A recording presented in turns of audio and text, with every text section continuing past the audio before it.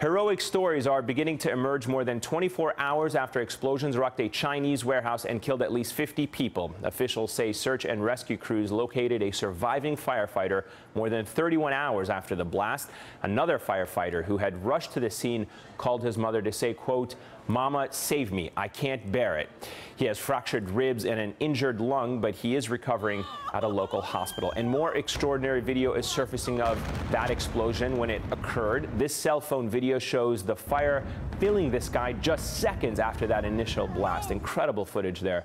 With all kinds of chemicals in the air, military crews that specialize in nuclear and biochemical items are at the scene. There is still no word yet on what caused the explosion. In fact, the blasts were so large that a Japanese satellite traveling over the city at that time was actually able to detect it.